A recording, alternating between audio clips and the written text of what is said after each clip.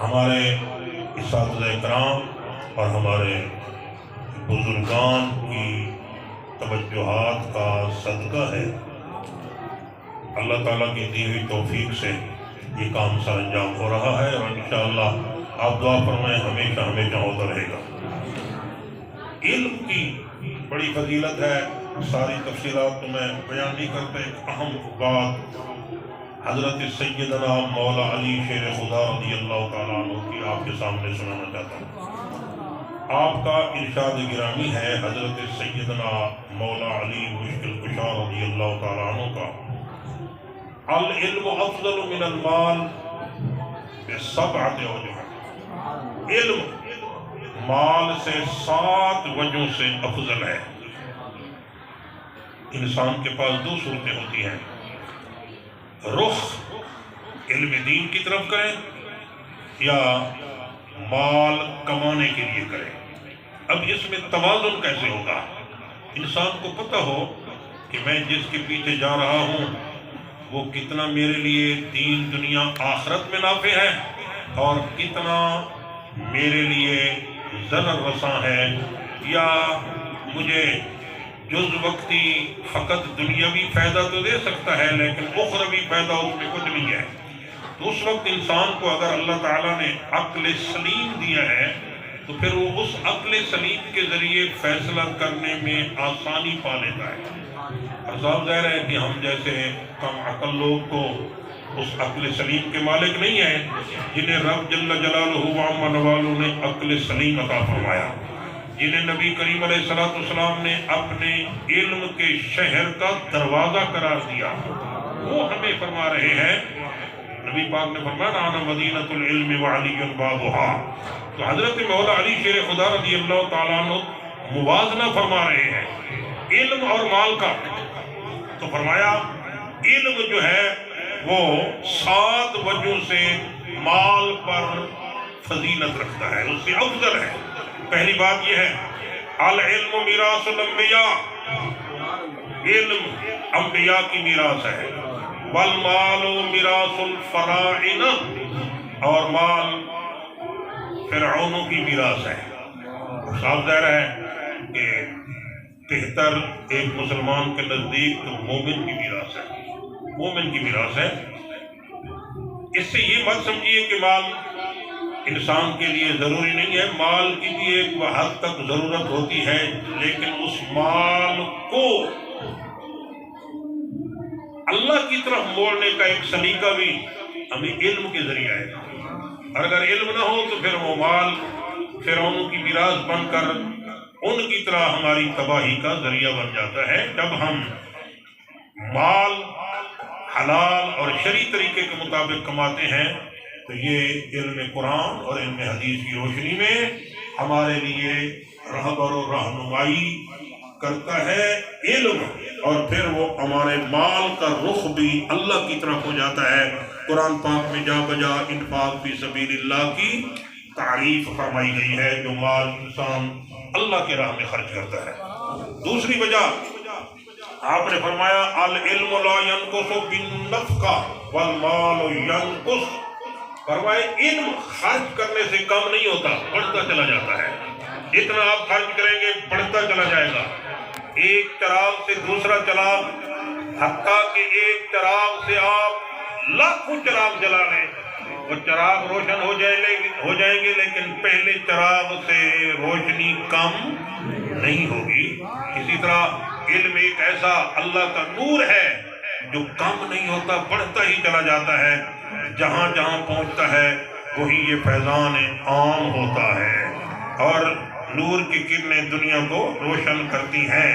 تو فرمایا مال تو کم ہو جاتا ہے، علم کم نہیں ہوتا۔ اور تیسری وجہ فرمایا یحتاج المال الی الحافظ والعلم یحفظ صاحبہ، مالدار ہے اسے مال کی حفاظت کے لیے کئی ہیلے کرنے پڑتے ہیں، مال کی حفاظت کرنے کے لیے کئی ہیلے بنانے پڑتے ہیں۔ اس کو بینک میں رکھے گا، تجوری میں رکھے گا، محافظ رکھے گا، خزانچی رکھے گا، اس کی حفاظت کا ہر وقت خوف ہوگا کہیں چور چوری نہ کر لے، کوئی ڈاکو نہ پڑ جائے۔ لیکن علم ایک ایسی دولت ہے جو خود علم والے کی حفاظت کرتی ہے.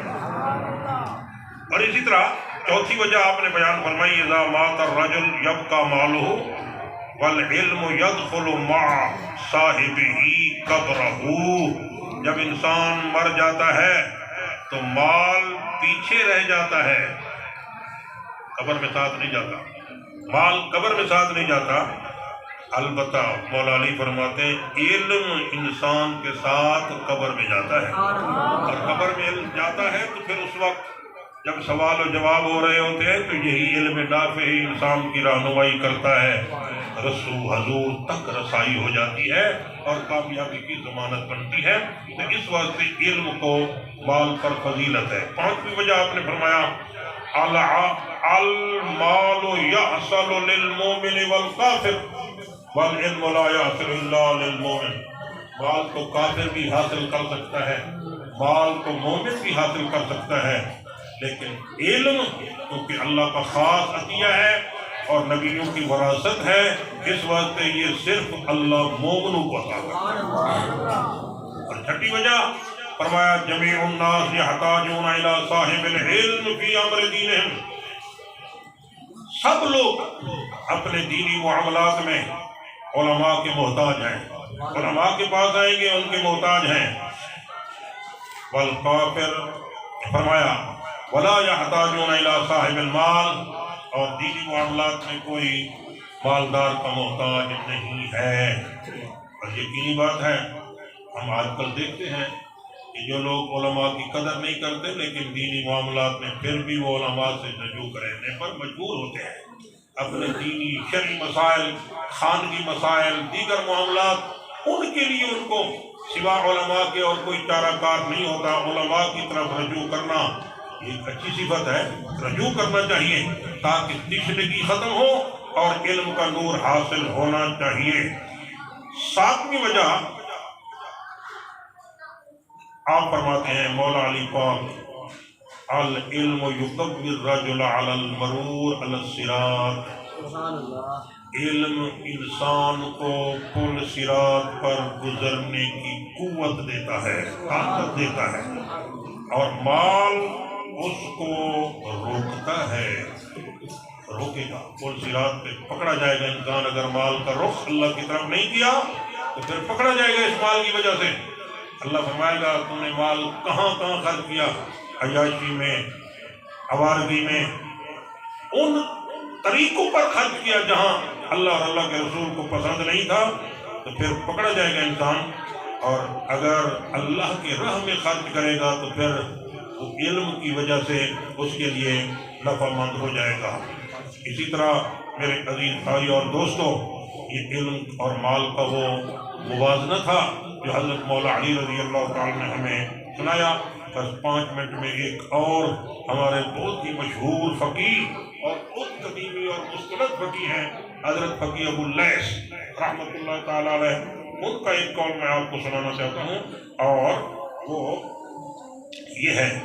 حضرت فقیہ ابو اللیث فرماتے ہیں ان من یجلس عند العالم ولا يقدر ان يحفظ من ذلك العلم شيئا فله 7 کرامات. جو آدمی علم عالم کے پاس جا کے بیٹھتا ہے لیکن اس میں بیٹھ کر علم علماء کی مجلس میں بیٹھ کر وہ کچھ یاد کرنے پہ قادر نہیں ہو سکا، پھر بھی اللہ اسے 7 عزتیں اور کرام کیا. وہ کیا ہے؟ فرمایا اولھا ینال فضل المتعلمین. سب سے پہلی فضیلت اسے یہ ہے کہ وہ متعلمین کی فضیلت حاصل کرتا ہے. انسان یہ نیت کر لے میں علم حاصل کرنے کے لیے کسی کے پاس بیٹھا ہوں تو اس پر بھی رب کی رحمتوں کی برسات ہوتی ہے. اور دوسری فضیلت ما دام جالسا عنده کان محبوسا عن الذنوب. فرمایا جب تک وہ علماء کے پاس بیٹھے گا وہ گناہوں سے بچا رہے گا. اور تیسری بات فرمایا اذا خرج من منزلہ طلبا للعلم نازلت الرحمت علیہ. جب وہ اپنے گھر سے نکلے گا علم کی طرف کے لیے تو خدا کی رحمتوں کی برسات اس پر ہوگی. اور چوتھی فرمایا اذا جالس فی حلقۃ العلم، جب انسان جا کے علم کے حلقے میں بیٹھتا ہے، جب رحمتیں علماء پر برس رہی ہوتی ہیں تو اس کو بھی اس کا حصہ ملتا ہے۔ اور پانچویں وجہ فرمایا ما دام یکون فی الاجتماع تکتب له طاعۃ۔ جب انسان علم کی باتیں غور سے سن رہا ہوتا ہے تو یہ بیٹھنا اور سننا بھی اس کے لیے عبادت لکھا جاتا ہے۔ اور چھٹی بات فرمایا جب انسان علم کی باتیں سنتا ہے لیکن سمجھ نہیں پاتا، علم کی باتیں سنتا ہے لیکن سمجھ نہیں پاتا، ذاک قلبہ لحرمانہ عن ادراک العلم، اس کا دل علم کی محرومی کی وجہ سے تنگ ہوتا ہے، اسے غم پہنچتا ہے اس وجہ سے کہ کاش میں بھی علم حاصل کرتا، کاش مجھے بھی اللہ صلاحیت عطا کرتا، میں علم حاصل کرتا۔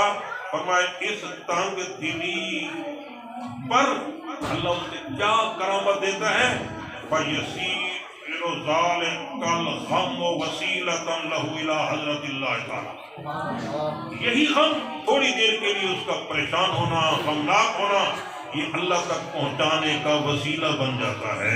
سبحان اللہ، کیونکہ رب کا فرمان ہے اَنَا عِندَ الْمُنْكَسِرَةِ قُلُوبُهُمْ لِعَجَلِي، جن کا دل میری وجہ سے ٹوٹتا ہے، غم زدہ ہوتے ہیں، میں ان کے پاس ہوتا ہوں۔ اور آخری وجہ یہ ہے یرا اعزاز المسلمین للعالم واذلالهم للفساق، جب انسان دیکھتا ہے کہ مسلمان عالم کی عزت کر رہے ہیں اور فاسق لوگوں کی تذلیل ہوتی ہے، تو پھر اس کا دل علم کی طرف راجع ہوگا، علم حاصل کرنے کی کوشش کرے گا۔ تو یہ وہ اعزاز ہیں جو انسان کو حاصل ہوتے ہیں۔ الحمدللہ یہ مولانا نے شعر پڑھا تھا، خوشا مسجد و مدرسہ و خانقاہ کہ دروے بود کی لقال محمد صلی اللہ علیہ وسلم، یقیناً مسجد، مدرسہ اور خانقاہ کا ایک عظیم تصور ہے جو اس شعر میں بیان کیا گیا ہے اور حقیقت کو بیان کیا گیا ہے، جہاں ہر وقت ہمیں کیل کال دنیا کی نہیں، اللہ اور اللہ کے رسول کی ملتی ہے۔ اللہ تعالیٰ ہم سب کو ان برکتوں سے نوازے۔ جن بچیوں نے قرآن پاک حفظ کیا، ناظرہ پڑھا، اور جن بچیوں نے قرآن مجید کے بعد اللہ تعالیٰ کے فضل و کرم سے پورا علم آخر حدیث تک حاصل کیا، ہم دعا گو ہیں اللہ تعالیٰ ان کو نفع دینے والا علم عطا فرمائے، اللہ ان کو اس علم کے فوائد و برکات تا حیات اور بعد الوفات بھی عطا فرمائے، اللہ ان کے والدین پر خصوصی مہربانی فرمائے، ان کو عزتوں سے نوازے۔ ہمارے محترم یہ ہمارے ساتھی تشریف فرما ہے، محترم حاجی عبدالغفار صاحب، محترم حاجی محمد صادق صاحب، محترم توفیق صاحب اور ان کے یہ ساتھی ہیں، ہم سب کا شکریہ ادا کرتے ہیں کہ یہ ہمیشہ اس محفل میں تشریف لاتے ہیں اور حوصلہ افزائی فرماتے ہیں۔ اللہ تعالیٰ ان کا آنا علم کی محبت کی وجہ سے قبول بھی فرمائے اور ان کو ڈھیر عزتوں سے نوازے۔